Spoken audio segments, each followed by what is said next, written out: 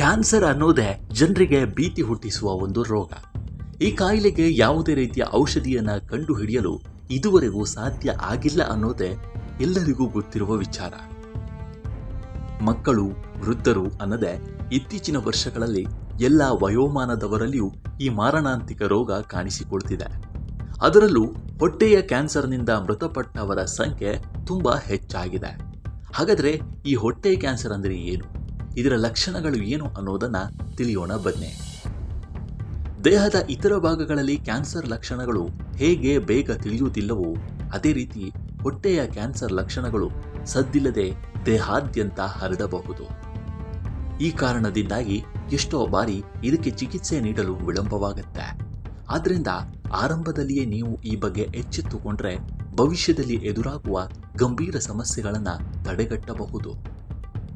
ಹೊಟ್ಟೆಯ ಕ್ಯಾನ್ಸರ್ ಅನ್ನ gastric cancer ಅಂತಲೂ ಕರೀತಾರೆ. ಹೀಗಾಗಿ ಈ ರೋಗದ ಲಕ್ಷಣಗಳನ್ನು ತಿಳಿಯುವುದು ಬಹಳ ಮುಖ್ಯವಾಗಿದೆ.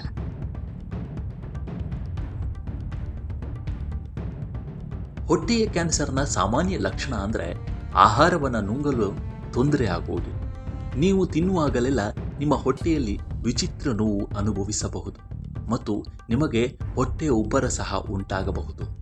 ಕಡಿಮೆ ತಿಂದರೂ ಹೊಟ್ಟೆ ತುಂಬಿದ ಅನುಭವವಾಗಬಹುದು ಮತ್ತು ನಿಮ್ಮ ಹಸಿವು ಕಡಿಮೆ ಆಗಬಹುದು.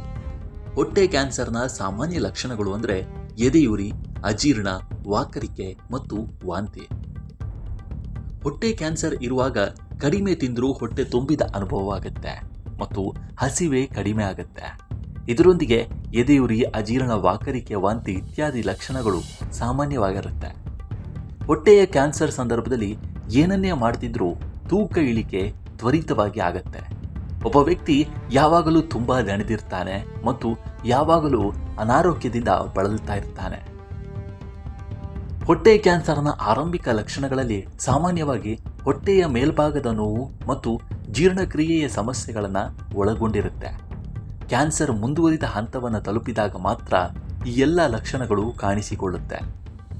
ಆದ್ದರಿಂದ ನಿಮಗೆ ಹೊಟ್ಟೆ ನೋವು, ಜೀರ್ಣಕ್ರಿಯೆ ಸಮಸ್ಯೆಗಳಾಗ್ತಾ ಇದ್ರೆ ಅಂತಹ ಸಮಯದಲ್ಲಿ ಆರೋಗ್ಯ ಪರೀಕ್ಷೆಗಳನ್ನು ಮಾಡಿಸಿಕೊಳ್ಳುವುದು ಬಹಳ ಮುಖ್ಯವಾಗುತ್ತೆ. ಇನ್ನು ಹೊಟ್ಟೆಯ ಕ್ಯಾನ್ಸರ್ಗೆ ಕಾರಣ ಏನು ಅಂತ ಕೇಳಿದರೆ ಇದರ ಹಿಂದಿರುವ ಅಸಲಿ ಕಾರಣದ ಬಗ್ಗೆ ಹೇಳೋದು ಕಷ್ಟ. ಆದರೆ ಹೊಟ್ಟೆಯ ಒಳಪದರವು ಹಾನಿಗೊಳಗಾದಾಗ ಹೊಟ್ಟೆಯ ಕ್ಯಾನ್ಸರ್ ಪ್ರಾರಂಭವಾಗುತ್ತೆ. ದೀರ್ಘಕಾಲದ ಸೋಂಕು ಅಥವಾ ಆಮ್ಲ ಹಿಮ್ಮುಖ ಹರಿವು ಮುಂದುವರಿದರೆ ಅತಿಯಾದ ಉಪ್ಪು ಕ್ಯಾನ್ಸರ್ಗೆ ಕಾರಣ ಆಗಬಹುದು. ಹೊಟ್ಟೆಯ ಕ್ಯಾನ್ಸರ್ ಬೆಳೆದು ಹೊಟ್ಟೆಯೊಳಗೆ ಹರಡುವಾಗ ಸಮಯಕ್ಕೆ ಸರಿಯಾಗಿ ಚಿಕಿತ್ಸೆ ನೀಡಿದರೆ ಅದನ್ನು ತಡೆಗಟ್ಟಬಹುದು. ಆದರೆ ಕ್ಯಾನ್ಸರ್ ದೇಹವಿಡೀ ಹರಡಿದರೆ ಅದನ್ನು ತಡೆಗಟ್ಟುವುದು ಬಹಳ ಕಷ್ಟವಾಗುತ್ತೆ. ಇನ್ನು ರೋಗ ಲಕ್ಷಣಗಳ ವಿಚಾರಕ್ಕೆ ಬಂದರೆ ಹೊಟ್ಟೆಯ ಕ್ಯಾನ್ಸರ್ ಲಕ್ಷಣಗಳು ಸಾಮಾನ್ಯವಾಗಿರುತ್ತೆ. ಇದರಿಂದ ಕ್ಯಾನ್ಸರ್ ಬಂದಿದೆಯಾ ಅಥವಾ ಇಲ್ವಾ ಅನ್ನೋದನ್ನು ನಿರ್ಧರಿಸೋದು ಕಷ್ಟವಾಗುತ್ತೆ. ಆದರೆ ಈ ಎಲ್ಲ ಲಕ್ಷಣಗಳು ಒಟ್ಟಿಗೆ ಕಂಡು ಬಂದರೆ ತಡ ಮಾಡದೆ ತಕ್ಷಣ ವೈದ್ಯರನ್ನ ಸಂಪರ್ಕಿಸಿ ಸೂಕ್ತ ಚಿಕಿತ್ಸೆ ಪಡೆಯುವುದು ಬಹಳ ಮುಖ್ಯ.